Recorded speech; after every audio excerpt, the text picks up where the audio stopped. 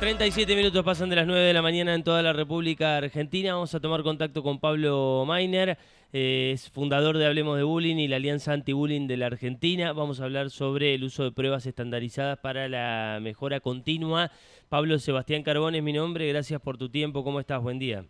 Hola, ¿qué tal, Sebastián? ¿Cómo andás? Bien, bueno, estábamos viendo un poco las estadísticas. Nuestra provincia de Entre Ríos está entre las provincias que mejores números tiene de por lo menos el uso de esos datos, ¿es así? Así es, Entre Ríos está junto con Córdoba, donde los directivos de las diferentes escuelas dicen haber accedido a las pruebas a aprender en relación a los resultados de su propia escuela. Córdoba con el 89% y Entre Ríos con el 84%. Esto es Ajá. importante. Y al mismo tiempo también Entre Ríos estaba por encima en relación a, bueno, cómo se trabaja con esos resultados a la hora de generar vínculo con equipos de gestión, equipos de los ministerios de educación, y bueno, Entre Ríos, un 69% de los docentes dicen haber participado y tener contacto con estos equipos de gestión, justamente que a partir de los resultados poder aplicar estrategias para ir mejorando estos Mm, números, ¿no? sí. Imagínate que a nivel país es un 39%. Eh, y El, esto el promedio es el el 39%. promedio es el Ahora, Pablo, 39%. yo pienso, si un director no tiene la inquietud de ver los resultados de las pruebas, directamente no tiene nada.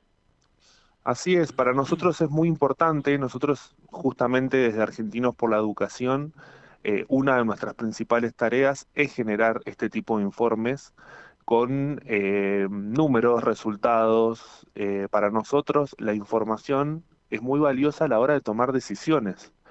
Eh, Primero porque democratiza los criterios, es decir, cuando un directivo o algún funcionario tiene que tomar decisiones, tiene que tener reuniones, lo hace a partir de datos concretos. Sí. Entonces, eso es muy importante a la hora de tomar decisiones, por ejemplo, de política pública. Mm, Y al mismo tiempo, porque si no, los datos de por sí no sirven, o sea, nos dan un panorama de la situación, pero si esos datos no nos hacen trabajar sobre esos datos, eh, no tiene sentido. Y bueno, las estadísticas demuestran que aquellos lugares donde eh, estos resultados se toman en cuenta para poder tener decisiones acertadas a la hora de la gestión educativa, se ve impactado en el rendimiento sí, de los claro. chicos. Mm, Entonces, muy importante para nosotros que esto se tenga en cuenta como política pública. Inclusive estos números que estamos dando a conocer ahora sí. también tienen que llamar a las autoridades a tomar decisiones y que esto pueda crecer. Digamos, armar algún programa específico en relación a, porque además no cuesta nada, eh, digamos, a nivel logística o económica, armar un programa específico donde garanticemos que todos los directores tengan sus números, que los estudien y poder hacer un Mm. seguimiento a través de los años, ¿no? Sí, hay una cuestión elemental que no sé, es como ir a hacerte estudio de sangre y después no abrir los resultados. Es una cosa Exactamente. insólita. Es muy buen ejemplo. Mm, Está bueno el ejemplo. Así es. Nosotros tenemos países como Chile que están a la vanguardia en la región, donde hacen un seguimiento continuo de estos resultados y es fundamental. Es como lo decís vos, es muy sí, intuitivo. Es, sí, digamos, a partir de lo que yo conozco, en lo que estoy mal, sí. en lo que tengo que mejorar, tomo decisiones. Ahora, ¿por qué, Es, por qué pensás que no se da? Porque lo cierto, a mí me ha pasado de tener, yo creo que son esenciales las pruebas a aprender y que es mm, esencial que sepamos cuál es el estado de la educación en la Argentina y me parece perfecto que sean pruebas estandarizadas porque esto de hay que exacto. depende de la provincia, bueno, justamente tenemos que ver en qué provincias hace más falta mejorar la Exacto. educación, ¿no? Ahora, hay en un sector del gremialismo docente o de los propios docentes que creería que es un sector mucho más grande de lo que yo imaginaba en un principio. Hay como un descreimiento de las pruebas y como que no sirven o como que no está bueno que se hagan. ¿Pensás que eso puede ser la explicación para que haya directores que no abran los resultados? No, no, no creo que ese sea el motivo. Puede ser en algún sector. Yo creo que es multicausal. Muchas veces también lo que sucede es que en muchas instituciones los docentes o los directivos están sobrepasados con un montón de cuestiones, eh, y es muy difícil sentarse a poder hacer un trabajo más estratégico, porque están todo el tiempo como apagando incendios, Sí, mucho más después de la pandemia. Los chicos están con muchas cuestiones de salud mental, hay mucho también problemática en relación al ausentismo docente, ni hablar que la cuestión social y económica termina repercutiendo en el clima de la escuela. Entonces, para muchos directivos que a veces no tienen vicedirectores o que no tienen la planta necesaria, es muy, muy difícil sentarse a ver lo pedagógico y no tanto lo de gestión de recursos y demás. Entonces ahí hay que hacer foco también. Y además es muy dispar en relación dentro de una misma, ni hablemos entre provincias, dentro de una misma ciudad, las realidades que puede tener una escuela y otra, no siempre relacionado a privado y público, sí. porque tiene que ver con otras cuestiones de recursos humanos y demás. Y bueno, al mismo tiempo saber que, por ejemplo, las pruebas a aprender es una política pública que ya se viene desarrollando hace mucho tiempo, que va pasando gobierno a gobierno, eso es importante, es decir, ya quedó como una política de Estado. Ujú. Y nuestros resultados no son buenos en Argentina en relación al rendimiento de los chicos, ¿no? En sexto grado, por ejemplo, eh, solamente el 48% llega a un nivel deseado de matemática, y uno de cada tres en lengua. Entonces son números, la verdad, bastante preocupantes que nos tienen que llamar a todos a tomar decisiones importantes en relación a esto. Ujú. Qué sé yo, por ejemplo, por decirte otro dato, uno de cada cuatro chicos eh, llega al nivel, solamente está en el nivel más bajo de matemática, uno de cada cuatro. Sí. Y en el nivel más alto, uno de cada 10 llega al nivel más alto, ¿sí? Cuando antes de la pandemia era la mitad, o sea, 5 de cada 10. Hoy Sí, estamos uno de y cada ya 10. Ha hablábamos habido un deterioro muy importante. sí, y ya hablábamos antes de la pandemia de una educación argentina en decadencia, digamos, no de la educación argentina que fue ejemplo en la región. Así es. Digamos, yo soy egresado 2003 de la secundaria, y, por ejemplo, siempre me pongo de ejemplo, el último año arranqué las clases el 26, 27 de mayo, Sí, entre otras cosas, entre otras dificultades que afrontamos quienes fuimos a la escuela pública en aquellos tiempos. Digo, ya sí, venía sí, mal. Vos lo que decís es la pandemia directamente lo trituró a eso. exactamente. Y es verdad lo que vos decís, los números vienen empeorando año a año, antes de la pandemia, por supuesto.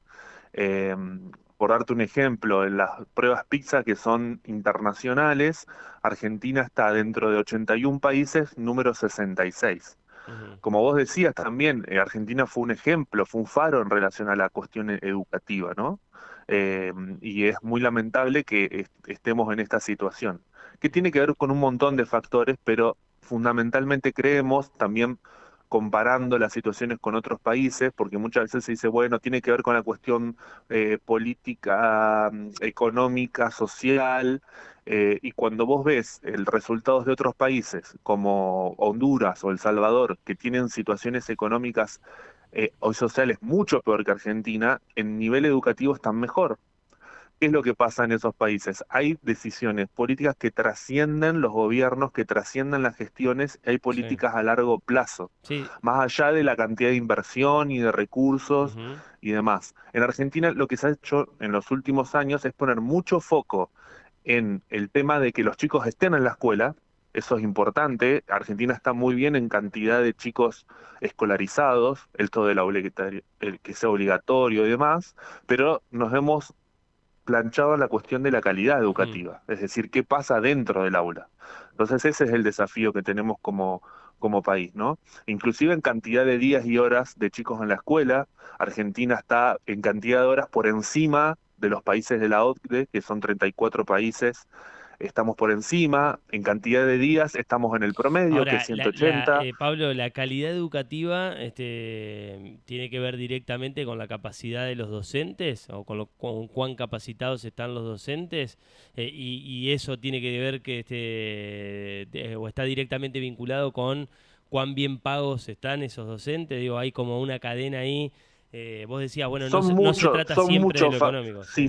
son muchos factores, también varía mucho, depende las provincias, pero podríamos decir que es uno de la formación docente, obviamente que las condiciones laborales, la cantidad de cargos que tienen y la cantidad de alumnos que hay, las cuestiones de infraestructura, las cuestiones estas que te digo de políticas que no son sostenidas en el tiempo, esto también de no basarnos en las estadísticas y en los números para tomar decisiones.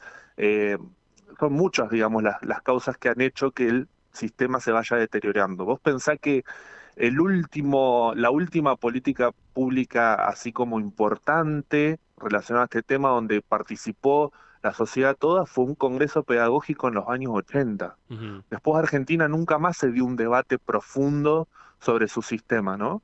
sí. Eh, Así que bueno, esto es importante que nos llame a la reflexión y bueno, que lo importante ahora es que también, bueno, los medios de comunicación cada vez más se involucran más en esta temática. Viste, el tema educativo no da rating, por Ujú. decirlo de alguna manera. Entonces es importante que estos temas se Se instalen, hablen. ¿no? Porque para el desarrollo del país es Sí, fundamental lo sí, claro. educativo. Vos hablabas recién de la diferencia del colegio público y el colegio privado, Ujú. de que no siempre esto es lineal, no quiere decir que porque alguien vaya al Sí, colegio público va a tener mejores índices que al colegio privado que en el colegio público. sí, Esta última semana, a partir de la crisis económica, se conoció un dato de la provincia de Córdoba que alcanza casi 16.000 chicos que iban a colegios privados y así se es. pasaron a la educación pública, ¿no? Sí, Por no poder pagar más esos colegios. sí. Digo, si bien no es lineal, generalmente la educación en colegios privados de doble escolaridad es mejor que la que se recibe en los colegios públicos. Sí, ¿Eso puede hacer pensar que todavía esos números puedan empeorar más a partir de una crisis como la que está viviendo y, la Argentina? y se puede dar un colapso en el sistema educativo público al 100% público. También digamos que las escuelas privadas también tienen recursos del Estado, esto es importante decirlo en Argentina. Sí. Eh, pero los resultados obviamente que no, esto no es lineal, pero en general los resultados de este tipo de pruebas dan mejor en escuelas privadas, Sí. en el extracto de ingresos más altos de los chicos. Ahora, los resultados o el rendimiento escolar de los chicos de mayores recursos Ujú, sigue siendo bajo en comparación de países, claro. en comparación de chicos pobres de otros países. ¿Se entiende? Mirá vos. Entonces, lo que Y vemos sí, es que hay un problema en el sistema. sí.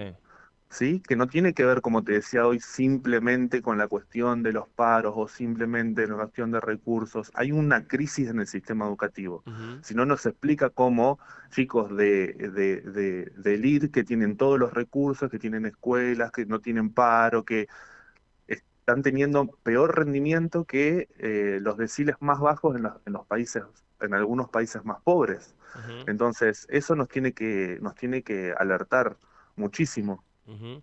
Pablo, en la presentación hablábamos que sos fundador de Hablemos de Bullying y de la Sí. Alianza Anti-Bullying de la Argentina. A mí es un tema que Sí, me así es. preocupa muchísimo, me preocupa como ciudadano de este país y como Mm. padre de chicos que van al colegio.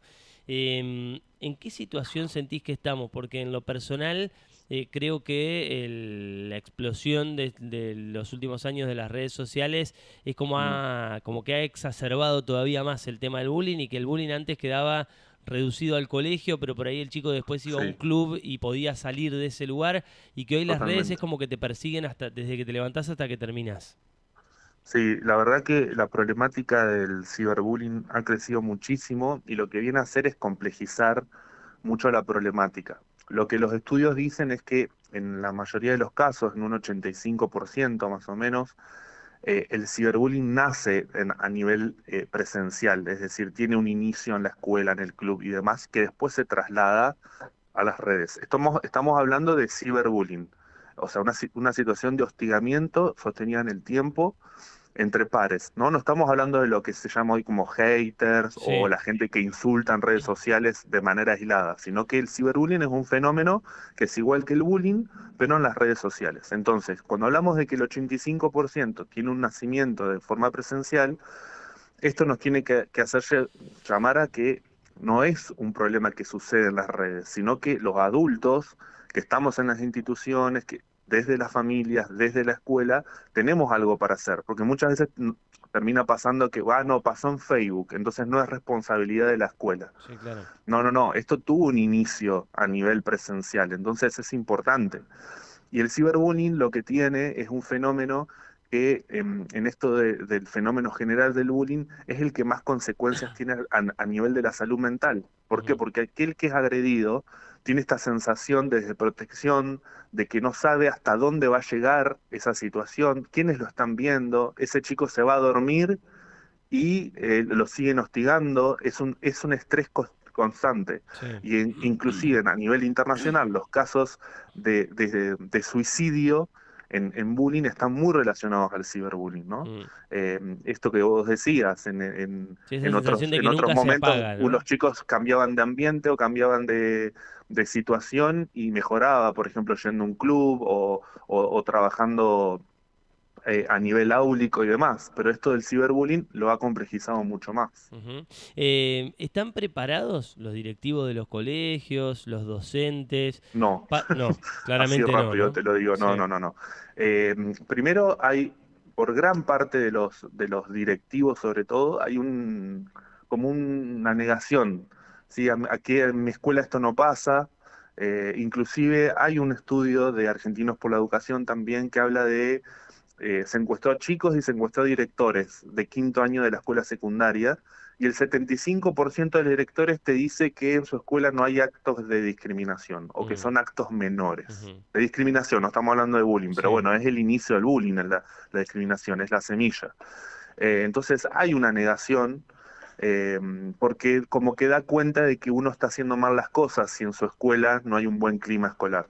Y al Mm, mismo tiempo, en muchos casos no hay una negación, pero sí faltan herramientas.